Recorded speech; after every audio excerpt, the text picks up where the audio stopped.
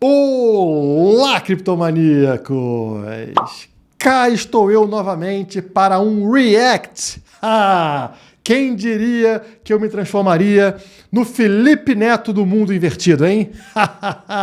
Por essa vocês não esperavam. Como vocês adoraram o único React do canal, né, que eu fiz recentemente com relação àquelas críticas bizarras sobre o Bitcoin, faremos um outro React hoje sobre o Monark junto com o Paulo Cogos. Quem diria, hein, pessoal? O Paulo Cogos foi lá no Monark Talks, né, num podcast do Monark, e vamos falar sobre um trechinho de um vídeo aqui que me passaram e que eu vou ver junto com vocês para reagir ao que foi falado sobre o anarcocapitalismo, hein, pessoal? Para você que não sabe, Bitcoin, criptomoedas, tem muita relação com anarcocapitalismo, com libertarianismo, com livre mercado, com economia, com várias coisas que vão estar inseridas aqui nesse contexto que a gente vai analisar. Antes de começar a ver esse vídeo, já vou falar aqui sobre os personagens do vídeo, né? Sobre o Monark, que provavelmente você deve ter vários preconceitos inseridos na sua cabeça, porque a mídia simplesmente bombardeou o cara com várias coisas. Algumas críticas estão ok, porque ele falou algumas coisas ali que são erradas, outras não têm nada a ver com o que foi falado. O contexto daquilo ali, no fundo, o que ele tentava expressar naquele momento era uma liberdade de expressão irrestrita, ou seja, você tem liberdade de expressão até de falar coisas absurdas. E nesse momento que a gente vive no Brasil, a gente percebe como isso realmente é necessário. Se você começa a tentar impor limites à liberdade de expressão, a primeira pergunta é: quem vai limitar a liberdade de expressão?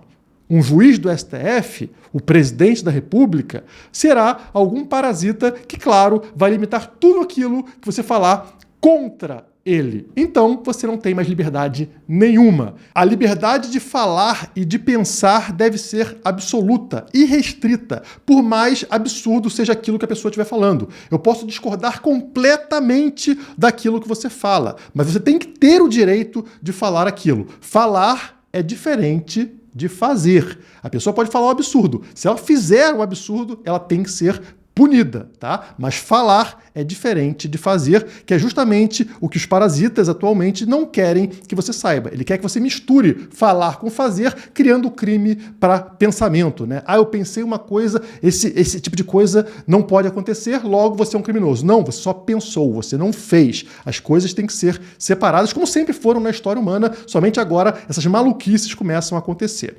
O problema do Monark ele é um cara que defende a liberdade. Só que ele defende a liberdade acreditando que o Estado é um fator necessário na sociedade, que o Estado é o que vai nos levar ao mundo melhor. Já o Paulo Cogos é uma figura polêmica dentro do cenário anarcocapitalista ou libertário brasileiro. Ele foi um dos primeiros aí a ter canal, a falar sobre o assunto. É uma pessoa extremamente inteligente, só que ele tem uma grande dificuldade de se manter numa mesma direção. Ele muda o tempo todo, dependendo do humor dele, da condição psicológica dele, e fica inconsistente, acaba virando meme muitas vezes, e agora, nesse momento, ele está muito mais um conservador católico do que um libertário de verdade, né? Inclusive, está muito mais próximo da política do que eu acredito que um libertário ou um anarcocapitalista devesse estar. Então, também tenho meu pé atrás com vários pontos aqui com relação ao Paulo Cogos, mas vamos para o vídeo, vamos entender o que eles falaram aqui sobre isso aqui, ó. Monark e Cogos discutem anarcocapitalismo. Vamos lá, segurem-se aí, hein? Seja o que Deus quiser.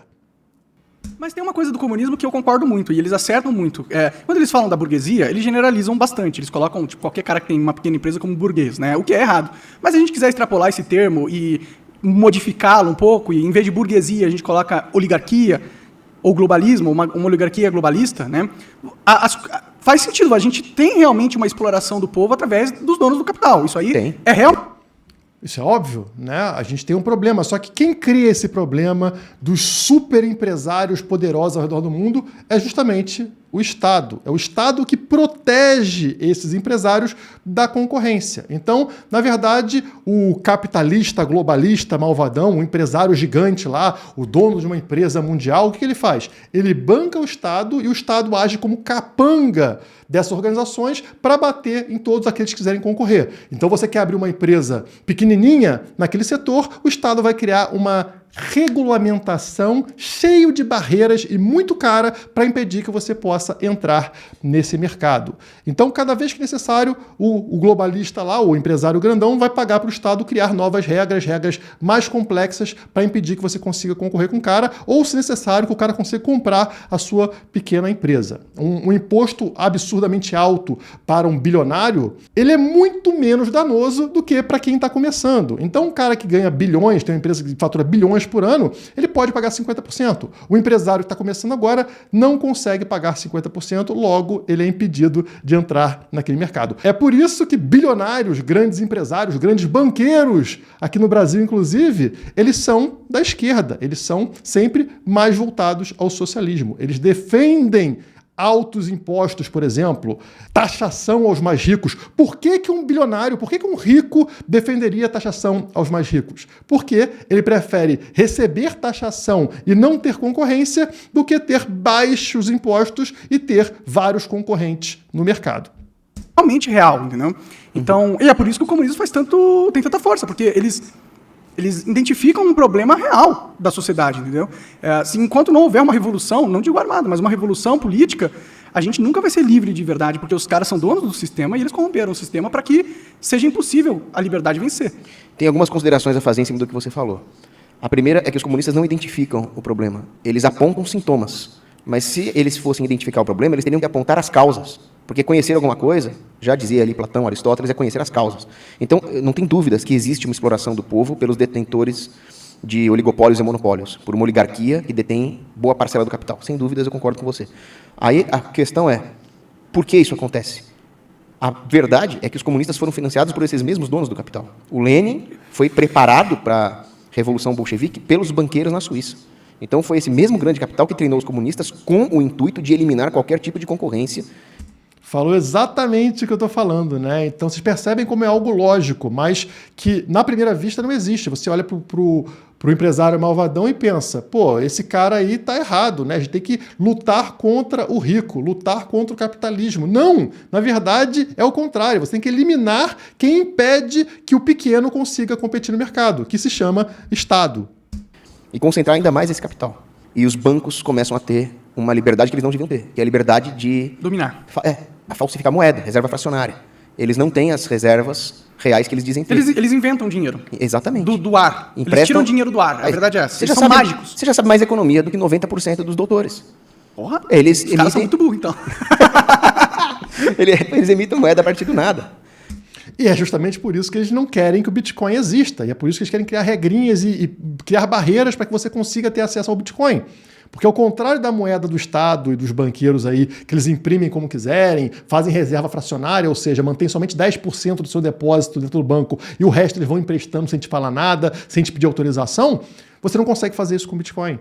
Então o Bitcoin mata esse sistema. É por isso que eles precisam impedir o Bitcoin, criando mentira, criando coisa de a energia elétrica vai acabar com o mundo, o Bitcoin consome energia elétrica, sendo que o Bitcoin consome menos energia elétrica do que lavadoras aí que você usa na tua casa, videogames. Então, por favor, né? Claro que isso é uma desculpa esfarrapada para que você não tenha acesso àquilo que acaba com o monopólio dessa gente.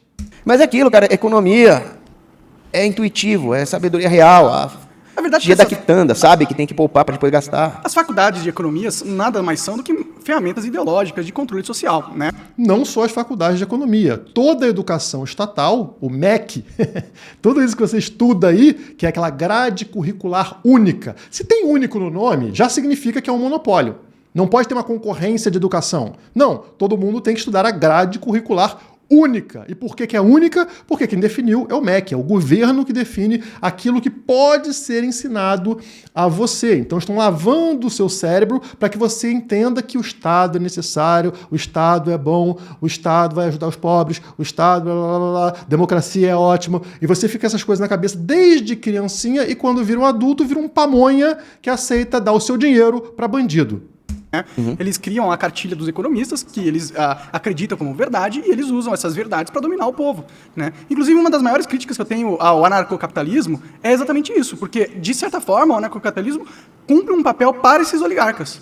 Não vejo como. Eles falam assim, não tem que ter regulação de nada, não tem que ter nada do Estado, não sei o que lá, e aí fica essa... Você não é um anarcocapitalista desse jeito, porque você foi pra política e tudo mais, mas fica essa coisa de tipo, política não, temos que fazer aqui o nosso, esquece o Estado, o Estado é ruim, não presta. Enquanto isso, eles tiraram boa parte do combate de pessoas que seriam eficazes em combater da luta. Porque eles colocaram na cabeça dos anarcocapitalistas que não, né, tudo depende de você, o indivíduo é tudo, faça tudo você sozinho, não importa o contexto, não importa o coletivo, não sei o que lá. E nisso ele te amordaçou e te amarrou, de certa forma. Não, Monark, não. O que você está falando é o seguinte, imagina que você tem aí o seu estúdio, sua casa, num ótimo bairro, que eu tenho certeza que é um bairro seguro, é um bairro com pessoas educadas, é um bairro que tem uma condição social legal, e de repente, do nada, uma gangue domina a sua área, tá? Um bando de mafiosos lá, ou melhor, milicianos, entram ali, dominam o seu bairro e começam a proibir você de falar, tá? Tem censura no bairro, só pode falar o que o miliciano deixa você falar. E tem um careca miliciano lá, que é o líder, tá? Dos milicianos lá, e ele proíbe você de falar o que você quer, e mais do que isso, ele cobra... te rouba, fala assim, ó, ou você me dá 50% de tudo que você ganha, ou a gente desce a porrada em você, Monark, tá bom? O que você vai fazer, Monark? Você vai sair com um cartazinho, protestando contra o miliciano, mude a milícia, né? Ou vai ficar votando para ver qual dos milicianos ali daquele grupo vai assumir o poder, ou você vai se mudar. Ou você simplesmente vai pegar a sua trouxinha com as coisas e falar, esse bairro aqui tá ruim, vou para um bairro que seja mais seguro. Todo mundo faz isso. É assim que a gente muda as coisas. A gente vota com o quê? Com o nosso dinheiro e com o nosso pé. A gente vai para outro lugar e vai investir em outro lugar que mereça investimento, né? Você não vai ficar tentando mudar o bairro inteiro sozinho, porque isso é coisa de maluco, você não vai conseguir, óbvio que você não vai conseguir. A gente simplesmente muda para um outro lugar, incentivando que o lugar ruim copie o lugar bom, né? É assim que acontece. O que o Brasil faz? Ele tenta se basear nos países que são melhores e não nos países que são piores. É muito mais fácil o macaco mudar de árvore do que ele mudar a árvore de lugar. E é isso que o monarca está querendo. Ele está querendo pegar a árvore e mudar a árvore de lugar. Se esse lugar não presta, simplesmente vai embora desse lugar. Ou hoje que existe digitalização, você consegue fazer essa mudança mesmo sem fisicamente se mudar. Como, por exemplo, abandonando a moeda estatal, abandonando o real e migrando para o Bitcoin. Assim, quando o governo lá, o miliciano, né, o miliciano da tua rua, do teu bairro, querer te roubar, ele não consegue. Por quê? Porque tu não está usando o dinheiro dele. Ele não tem controle, ele não consegue fiscalizar você, monitorar você e roubar você. Você está usando um outro dinheiro que ele nem sabe que você possui. E o monarca parece que desconhece isso. Ele acha que a gente deveria fazer o quê? Ficar protestando, levantando cartazinho, como se não tivessem feito isso. Fizeram isso para colocar o Bolsonaro. Cadê o Bolsonaro? O Bolsonaro já não está mais aqui, está em outro país, sumiu. E é isso que acontece, não muda nada, porque o sistema já é montado. Ele é feito justamente para te roubar. Não adianta você falar que vai botar o A, o B, o C, vai trazer um super-herói, um cara super poderoso que vai sentar na cadeira de presidente e vai mudar o país. Isso nunca vai acontecer. Não depende de um cara. Se o cara for diferente do sistema, ele vai ser expulso, ele vai ser expurgado desse sistema. Então, a ideia de mudar as coisas via Estado, ela é utópica, é uma perda de tempo. Você deveria estar colocando o seu dinheiro, a sua energia naquilo que realmente vai ter um impacto na sua vida. Como eu falei aqui, você pode migrar para o Bitcoin para não ser roubado, você pode mudar para um país que seja mais livre. Por sinal, El Salvador acabou de soltar aí uma lei que tecnologias, né, com investimento em tecnologia, tudo isso vai ser taxa zero, não vai ter imposto sobre empresas voltadas a coisas digitais, tecnológicas e tal. Então, olha um país fazendo uma coisa positiva para atrair pessoas boas, né? Enquanto o Brasil faz o contrário, coloca mais impostos. O que você faz? Você vai para o bairro que te trata bem, para o bairro que possui segurança. Não, eu vou fazer uma analogia aqui, né? Quando o general romano Cipião Africano venceu o general cartaginês Aníbal em combate, ele usou táticas cartaginesas para vencer os cartagineses. E aí o Aníbal, que tinha dado surras contínuas nos romanos, perguntou para o general romano Cipião, como é que você conseguiu me vencer? E o Cipião falou, aprendi com você é o meu grande mentor. Então o Estado tem táticas e técnicas de controle e domínio, guerra cultural, guerra política, que são usadas há 4.000 anos, no mínimo, para dominar a humanidade. E nós não vamos aprender nada com eles? Exato. Nós vamos ser a parte fraca para sempre? Essa é a crítica que eu tenho ao anarcocapitalismo. Não, aí a sua crítica é ao libertinismo. E é uma crítica válida. Eu não sou um libertino, tanto que eu me candidatei. Então, eu queria pedir aqui, tem como exibir na tela Tem. Fala aí o que o você quer. mínimo sobre anarcocapitalismo, Paulo Cogos? Eu sou um libertino na visão do Paulo Cogos porque eu não me candidatei, tá, pessoal? Eu não acho que a política seja um meio ético de você mudar as coisas e muito menos um meio eficiente. Logo, eu sou um libertino. Só enquanto ele coloca na tela, uma outra discordância que eu tenho com você é quando você falou que nós precisamos de uma revolução. Mas aí eu entendo o que você quer dizer. É só uma discordância terminológica. O que nós precisamos é de uma contra-revolução. Porque uma revolução é algo destrutivo. Se eu for revolucionar essa mesa, eu vou virar essa mesa e o seu tabuleiro de xadrez e os seus livros vão ficar espalhados pelo chão. Isso é um aumento do nível de desordem. Você concorda comigo? Sim. Agora, vamos supor que você tenha... Mas isso é ruim? Um aumento do nível de desordem? Quando a ordem Sim. é perversa e corrupta? Não, a ordem nunca é perversa e corrupta. O que Não? existe é um estamento desordenado em relação às Ele leis de Deus. ele é muito... Ah, tudo bem, mas existe uma ordem que reflete. Existe um tabuleiro de xadrez perverso que está acontecendo, né? Mas nesse livro eu falo exatamente essa questão aí, tá ok? Que nós não podemos rejeitar a via política porque ela existe, ela é real e ela é necessária. Política não é necessariamente sacanagem, politicagem, partidarismo, né? A política é um ramo da ética. Estupro também é real, assassinato também é real, e nem por isso a gente deve aceitar esse tipo de coisa. A gente deve rejeitar esse tipo de coisa e tentar combater da forma que for possível. Não é porque existe isso que eu vou me juntar a isso, né? Então tem milícia, tem a máfia, e já que eles são muito poderosos, têm muito dinheiro, eu vou me juntar a eles para tentar mudá-los. Não, eu vou eliminá-los. Eu vou simplesmente matar aquilo que permite a eles ter poder, que é justamente a ideia do Bitcoin. É você acabar com a alimentação do Estado. O Estado é alimentado como? Por meio de impostos. Se você consegue criar uma forma de não alimentar a besta obrigatoriamente vai reduzir de tamanho. O Estado vai encolher pouco a pouco devido à dificuldade de arrecadação, até que o momento ele se torna tão pequeno e tão inútil que as pessoas simplesmente ignoram. Aquilo morre, ele não tem mais poder de combater o livre mercado. Então essa é a ideia. E não você ir para o Estado, ficar debatendo lá dentro do Congresso, tentando mudar lei A, lei B. A cada 4 anos você tenta votar para mudar, você vai morrer e nada vai ter mudado, como é o que acontece sempre. Que estuda a relação dos homens uns com os outros dentro da cidade, dentro da sociedade dos homens, né? Uma sociedade política, polis, cidade. Mas aí quando você não faz isso, você não legitimiza um pouco o papel do Estado, de certa forma, como um veículo de transformação? Não, eu não diria isso. Porque nós podemos usar... Porque você está falando, para a gente transformar, a gente tem que estar lá. Então você legitimizou a propriedade do Estado nesse sentido, querendo ou não. Não, porque quando... O monarca tem razão, tá? Ele está simplesmente assinando de que o Estado é legítimo. Ou seja, você tem que usar o meio estatal para fazer mudanças, para realizar mudanças. Você está legitimando aquela organização criminosa. E eu acho que isso é errado. Você tem que combater ela sem fazer parte disso. Fazer parte disso é antiético. Você está forçando as suas ideias para cima de outras pessoas. Não existe consentimento, não existe um contrato assinado entre as partes. Eu me infiltro dentro do território inimigo, eu não estou legitimando o inimigo. Eu estou tentando destruir os meios de opressão por dentro. Não. É que, tipo, o Estado, ele atualmente é um meio de opressão, mas ele não é necessariamente, por essência, isso. Você pode ter um bom Estado, entendeu? Não, você não pode ter um bom Estado. Existe uma diferença entre Estado e governo. Você pode ter um governo consentido, ou seja, você vai lá e você assina um contrato com aquele governo, você escolhe aquele governo, você paga aquele governo. Não tem nenhum erro nisso, tá? Você, dentro de uma sociedade libertária, pode ter governos, e vai ter governos, tá? Então você vai ter lá uma área qualquer que vai ser governada por algo que você concorda. Então você vai pagar aquilo, vai ter serviços e não tem problema nenhum nisso. Estado não tem consentimento, ele tem coerção. Ele vai existir independentemente de você não concordar, independentemente de você não ter votado, eles vão colocar as regras, impor as regras dele para cima de você. É isso que torna o Estado errado sempre. Independente de você concordar com aquele Estado. É errado, porque ele vai estar fazendo isso para cima de outras pessoas que não concordam, tá? Essa é a diferença. O consentimento. Um governo que você vai lá, está pagando como um serviço, como uma empresa, por exemplo, e ele está te fornecendo isso, e no momento que você quiser, você pode romper esse contrato lá e ir para outro governo, problema nenhum. O Estado não é assim. O Estado é uma violência contra pessoas inocentes. Então o Estado é sempre errado. Ou não, é impossível ter um bom Estado. Depende de como você concebe a palavra Estado. E isso eu explico no livro. Na concepção medieval, Estado era uma coisa passageira. Por exemplo, qual é o seu estado civil? Solteiro. Hoje eu estou solteiro. Você pode no futuro estar casado, estar viúvo, etc.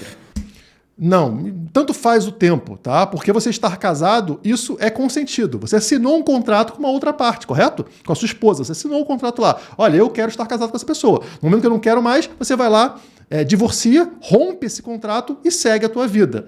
Estado é coercitivo, ele não pergunta, ele não assina contrato com você. Então não interessa se é passageiro ou se não é. O Estado não pode agir dessa forma. Você pode ter um governo que, durante aquele período contratual, ele presta serviço para você, e aí tudo funcionaria muito bem, porque teria concorrência de governos dentro de um mesmo território. Então é algo contingente. Então o Estado era como a sociedade estava organizada naquele momento. Não era algo absoluto, como hoje os governantes querem ser. Que você não pode nem questionar o regime, senão você é acusado de atos anti aquele regime. Sim, sim. Mas é isso porque o Estado está numa... Essa é a concepção moderna uma situação podre, né? Então o problema não é nem o Estado.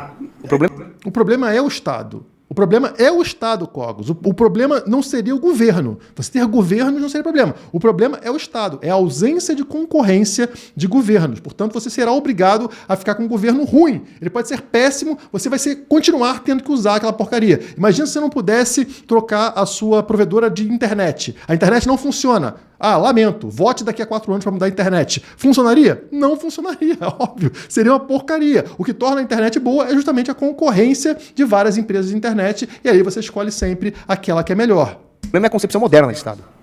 Porque antes existia uma organização política que servia a sociedade naquele momento, né? Agora não, agora existe a ideia do indivíduo servir aquele estamento político, uma inversão total. Sim. Esse é o grande problema. Mijando no cachorro. E a concepção medieval de Estado, ela é compatível com o anarcocapitalismo, embora esse termo não existisse na época, né?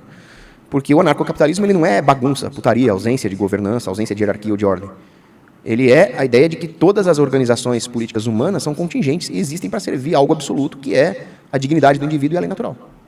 Sim, na verdade, o libertarianismo não é a ausência de governo, é o excesso de governo, né? É a abundância de governo. Você ter tantas opções de governo que você tem até a opção de se autogovernar, de não contratar nenhum governo. Você vai estar dentro da sua propriedade, da sua casa, e ali dentro as regras são suas e ninguém tem nada a ver com isso. Mas você pode escolher um governo para te prestar serviços que são bons para você. Isso é uma liberdade sua e você pode mudar de governo a hora que for. Então as pessoas têm uma ilusão de que, no anarcocapitalismo ou no libertarianismo você não teria governo. Não, você teria muitos governos. Essa é a grande diferença. O que você não teria é Estado, ou seja, um governo coercitivo, obrigatório, imposto a você mesmo quando você não concorda com ele. Essa é a mudança, né? Você vai ter governos, você não vai ter um governo imposto a você.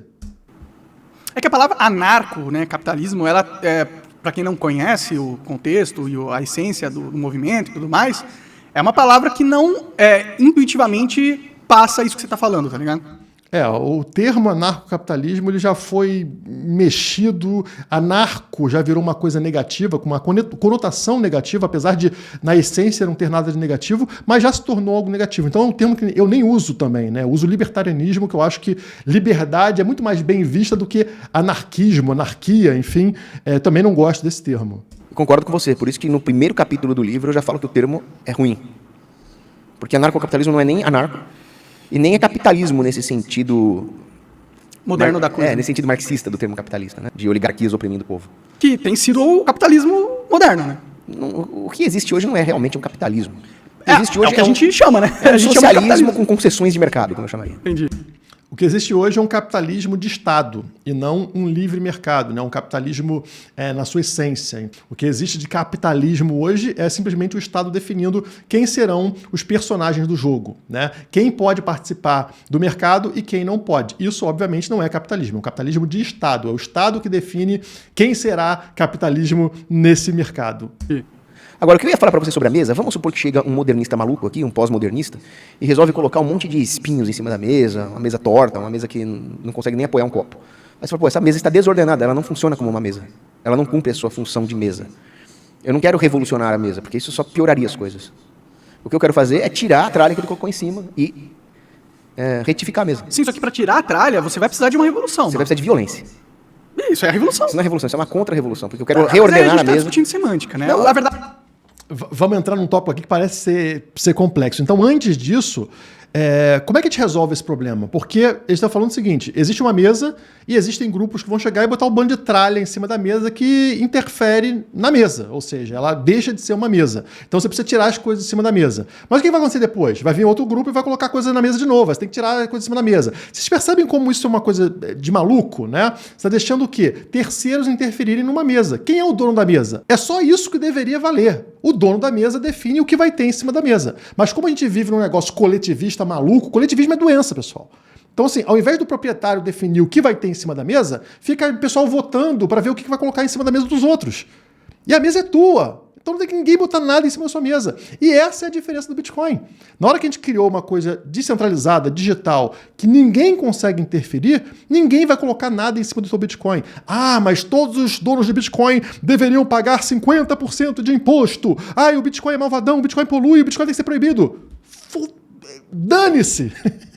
Dane-se o que você acha. O Bitcoin vai continuar sendo o que ele é e acabou. Por quê? Porque você não tem como interferir nisso. Perceberam como a gente resolveu um problema utilizando tecnologia descentralizada? Ao invés do que o Monark falou, de vai lá no Congresso e fica convencendo o velhinho de que Bitcoin é bom, de que Bitcoin não polui, aí discute durante 4 anos, aí não vai dar em nada, aí você vota num político para ele entrar lá para ver se aumenta a base dos Bitcoiners que vão defender o Bitcoin no Congresso. Quantos milhões de anos vai demorar para você fazer 1% de mudança? Então o que você faz? Ao invés de gastar teu tempo, Monark, você simplesmente investe seu tempo e o seu dinheiro naquilo que resolve o problema, naquilo que não pode ser alterado pela vontade dos outros, pelo coletivismo, né? Se é teu e ninguém consegue alterar. O nome disso, por exemplo, é Bitcoin. Na verdade, o que eu estou falando é a gente precisa de um movimento radical de transformação. Se a gente Talvez. não tiver, a gente não transforma nada. A gente precisa de um movimento radical de transformação, entendeu? Então, por exemplo, querem mudar meu dinheiro, o que eu vou fazer? Eu vou pro Congresso, eu vou discutir, eu vou votar, eu vou fazer isso, eu vou fazer aquilo, e aí vão discutir, aí vão tirar o presidente, aí vem Bolsonaro, aí o vice-presidente usou um papelzinho de vacinação errado, aí prende ele e cancela o passaporte, e esse presidente aqui roubou, mas não roubou, e ele volta. Não, compra Bitcoin, acabou o problema. Não, concordo que muitas vezes você tem que partir para algo mais violento, mais estridente. Eu nem acho que a violência é Mais necessária drástico. de verdade, entendeu? A questão, porque A violência é necessária. Esse é outro termo que as pessoas pegaram repulsa graças a mentiras, né? A violência é extremamente necessária. Ela é extremamente necessária quando alguém está usando de violência contra inocente. A única forma de se defender de uma violência contra inocente é usando violência de forma correta. Então, se um bandido invade a tua casa, você não vai oferecer uma flor para ele, dar um beijo na bochecha dele. Se ele pulou o muro da tua casa e quer te matar, quer te assaltar, quer fazer mal para tua família, você vai dar um teco no bandido. Simples assim, né? Você está usando violência, mas da forma correta, de uma forma para se defender, como a gente sempre vai ter que utilizar na história humana. A violência não é negativa. A violência negativa é contra inocentes.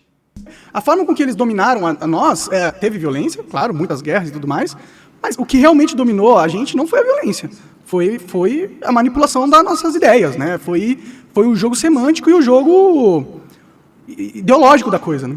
O ponto é que mais importante do que a violência é o poder de empregar a violência. A sociedade deveria intimidar os seus opressores, mesmo que ela não aplique a violência. O ideal é que não aplique. O ideal é fazer como o Sun Tzu. Ganha-se a batalha sem precisar desembainhar a espada, né? Sim. Então, se a sociedade está preparada para usar a violência, ela tem coesão e ela tem meios de aplicar a violência, ela já intimida os tiranos, né? Ela libera outras estratégias, né? Perfeito. E é por isso que você não pode ter arma na tua casa, entendeu? Porque se você for para os Estados Unidos, o que a Constituição deles prega é justamente que o povo tem que ter armas para se defender principalmente do Estado, né? Se um Estado começa a ficar maluco lá e como está ficando no Brasil, as pessoas armadas elas conseguem se defender do tirano, do Estado. Então, um Estado que tem mais intenções, a primeira coisa que ele vai tentar fazer é desarmar a população. E aí fica um bando de ovelhinha banguela, enquanto o lobo está lá com seus dentes preservados para te matar. Então, na verdade, a ovelhinha deveria ter o quê? Formas de se defender do lobo, se armar contra um possível lobo. E não fazer o contrário, que é o que a gente faz atualmente, né? Você que é uma pessoa de bem, que nunca fez mal nenhum, nunca cometeu crime nenhum, não pode ter uma arma para defender a sua família. Você fica dependendo de quem? Justamente do Estado para te defender. Então, vai demorar, sei lá, meia hora, 1 hora para chegar uma polícia na tua casa, o bandido já entrou, já roubou, já fez o que quis com as suas filhas e tudo mais, foi embora, aí depois chega a polícia para recolher o que sobrou. Então isso não é defesa. Você tem que se defender porque você não é um bandido, você não tem nada de errado, você tem que se defender. Você tem o direito de se defender. Se você vai querer ter arma ou não, é um direito seu decidir, mas tem que ter o direito de fazer isso porque você não é um criminoso. Se tiram tua arma, o criminoso não vai seguir a lei. Então tá lá o lobo com o dente dele e você, ovelhinha, banguela. Perfeito. Então, Só pelo medo da violência, não pela violência em si. E acabou, enfim, achei interessante o debate, mas como vocês podem ver, eu discordo de vários pontos aqui, tanto do Monark quanto do Paulo Cogos, cada um por motivos diferentes. O Monark é um cara que sofreu na mão do Estado, sofreu censura, perdeu seu canal, perdeu sua empresa e continua, de alguma forma, de uma forma ou de outra, defendendo aí Estado como solução para o problema. Então isso para mim é muito triste ver isso, tá? Eu acho que falta um detalhe ali para ele perceber que isso não é a solução é outro caminho, é justamente o indivíduo, o individualismo e não o coletivismo, né? Você fazer o melhor para você, para a sua proteção, para a proteção da sua família, você acaba ajudando todos que estão ao seu redor, né? O livre mercado, você abrir uma empresa e não ter coerção estatal, isso você vai empregar outras pessoas, enfim, existem várias formas de um indivíduo fazer o melhor para ele, ajudar toda a sociedade. E ele ainda não chegou nesse ponto. E o Paulo Cogos, infelizmente, ele acaba colocando a religião dele acima de todo o resto, e isso desconfigura muito do que a gente tem de real livre mercado, real libertarianismo. Enfim, espero que vocês tenham gostado. Se gostou desse react, deixa o seu like, comenta aqui embaixo se está gostando desse tipo de vídeo um pouco diferente do que eu tinha aqui no canal, porque aí eu posso ver se eu continuo fazendo ou não. Então espero o comentário de vocês para ler. Por hoje é só. Muito obrigado e até a próxima.